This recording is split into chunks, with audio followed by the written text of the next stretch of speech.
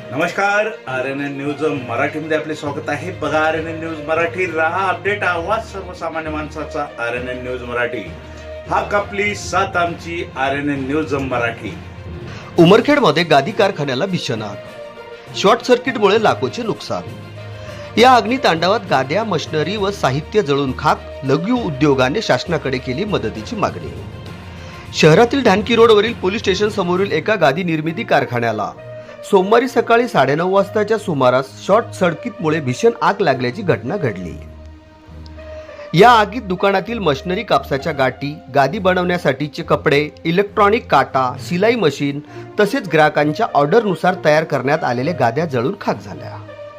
या दुर्घटनेत दुकान मालकाचे अंदाजे 6 ते 7 लाख रुपयाचे नुकसान झाल्याचे सांगण्यात आले. सदर गादी कारखान्यातून सकाळी 9 वाजल्यापासून दुकानातील धूर निघत असल्याचे काही नागरिकांच्या निदर्शनात आले. परिसरातील नागरिक व शेजाऱ्यांनी तात्काळ याची दखल घेत नगर परिषदेच्या अग्निशामक पथकाला माहिती दिली. नगर परिषदेच्या अग्निशामक दलाने घटनास्थळी धाव घेत आगीवर नियंत्रण मिळवले. मात्र तोपर्यंत दुकानातील बहुतांश साहित्य आगीत भस्मात झाले होते. सुदैवाने या घटनेत कोणतीही जीवितहानी झाली नाही. मात्र दुकानातील सर्व साहित्य जळाल्याने दुकान मालक अनिल पुरी यांना मोठा आर्थिक फटका बसला आहे. पुरी यांनी सांगितले की व्यवसायासाठी यांनी विदर्भ कोकण बँकेकडून सुमारे 1,40,000 रुपयाचे कर्ज घेतले होते. त्यांचा संपूर्ण उदरनिर्वाह या व्यवसायावर अवलंबून असून अचानक झालेल्या या घटनेमुळे त्यांच्यावर आर्थिक संकट कोसळले आहे. सदर घटनेनंतर परिसरातील नागरिकांनी घटनास्थळी गर्दी केली होती. स्थानिकांनी प्रशासनाने पंचनामा करून नुकसानग्रस्त उद्योजकाला तातडीची आर्थिक मदत द्यावी अशी मागणी.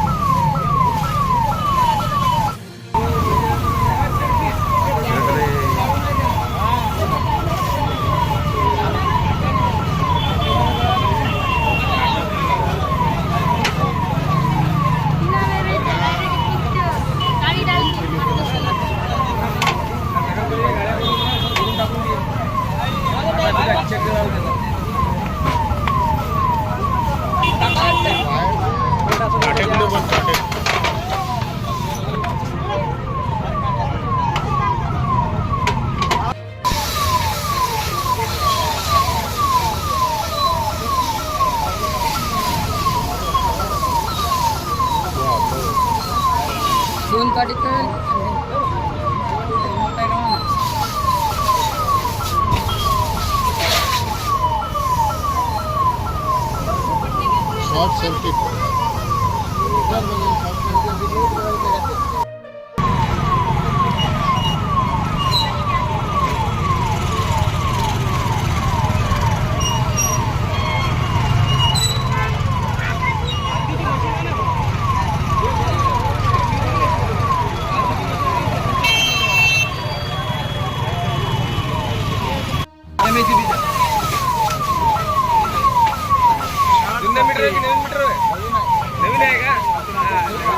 कोणाचे दुकान नाव काय त्यांचं?